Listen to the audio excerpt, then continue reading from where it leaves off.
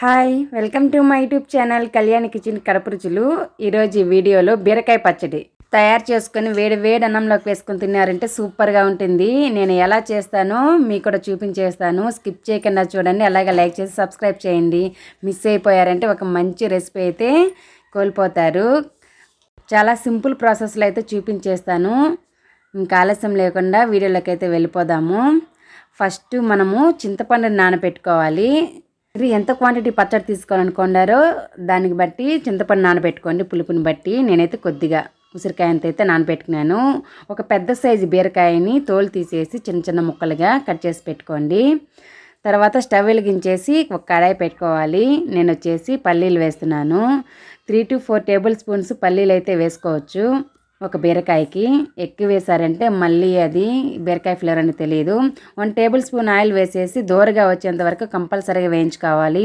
పచ్చి వాసన ఉందంటే పచ్చడి అనేది జిగురుగా ఉంటుంది, టేస్ట్ అసలే బాగుండదు. పల్లీలు ఎంత దోరగా వేగితే అంత బాగా పచ్చడి అనేది వస్తుంది.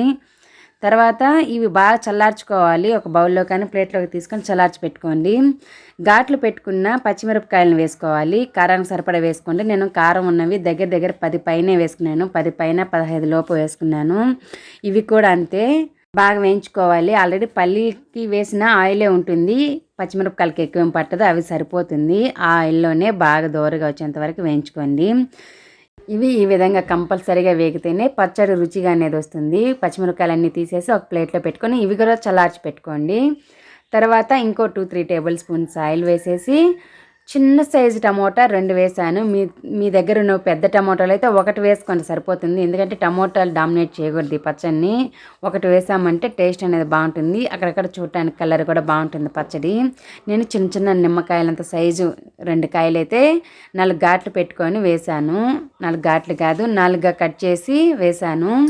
ఇవి కూడా 2 వైపులా బాగా మగ్గేలాగా చూసుకొని ఒక ప్లేట్లో తీసి పెట్టుకోండి. ఇవి కూడా బాగా చల్లారిపోవాలి. పల్లీలు, టమోటాలు, పచ్చిమిరపకాయలు, బీరకాయ అన్నీ బాగా చల్లారిపోవాలి. అప్పుడే పచ్చడి అనేది బాగుంటుంది. వేడి మీద ఏ పచ్చడి గ్రైండ్ చేసుకున్నా కూడా దంచుకున్నా కూడా అంత టేస్ట్ ఉండదు. బాగా చల్లారిపోతే అప్పుడు బాగుంటుంది పచ్చడి అనేది. ఇంకో 2-3 టేబుల్ స్పూన్స్ ఆయిల్ వేసుకోండి. బీరకాయలు ఎక్కువేం పట్టదు. ఈ విధంగా నేను కట్ చేసి పెట్టుకున్నాను. ఎక్కువ పీలేం తీయలేదు, జస్ట్ పైన మనకి లైన్స్ ఉంటాయి కదా అవి మాత్రమే తీసేసాను. అవి కొంచెం గట్టిగా ఉంటుంది, గుచ్చుకుంటూ ఉంటాయి, చేతితో పట్టుకుంటే కదా ఆ లైన్స్ మాత్రం తీసేసాను. ఇంకా బీరకాయకు అంటుకున్న తోలు మొత్తం అలానే ఉంచేసి చిన్న ముక్కలు కట్ చేసి వేసేసాను. అందులో కొద్దిగా సాల్ట్ కూడా వేసాను. సాల్ట్ వేయడం వల్ల బీరకాయ అనేది చప్పగా లేకుండా బాగుంటుంది, టేస్ట్ కూడా బాగుంటుంది. మూత పెట్టుకొని ఈ విధంగా లో ఫ్లేమ్లో మగ్గించుకోండి. ఈ విధంగా మగ్గిపోవాలి, తేమ ఎక్కడే కానీ ఉండకూడదు. మనకి ఒక 15 మినిట్స్కి అంత అయితే లో ఫ్లేమ్లో అయితే 15 మినిట్స్ అయితే పడుతుంది మగ్గడానికి. అది కూడా బాగా చల్లార్చి పెట్టుకోండి. ఒక మిక్సర్ జార్లో చల్లార్చి పెట్టిన వేరుశనగకాయ పప్పులు, చల్లార్చి పెట్టుకున్న పచ్చిమిరపకాయలు, అలాగే పచ్చడికి సరిపడా సాల్ట్ వేసేసి మూత పెట్టి కచ్చపచ్చగా గ్రైండ్ చేసుకోవాలి. ఈ విధంగా గ్రైండ్ చేసుకున్న తర్వాత చింతపండు నానపెట్టుకున్నాం కదా, చింతపండు కొద్దిగా నీళ్ళు వేసుకొని మూత పెట్టుకొని మళ్ళీ గ్రైండ్ చేసుకోండి. రోలు ఉంటే రోట్లో దంచుకోండి, ఇంకా బాగుంటుంది. రోలు లేని వాళ్ళైతే ఇలా చేసుకోండి, బాగుంటుంది.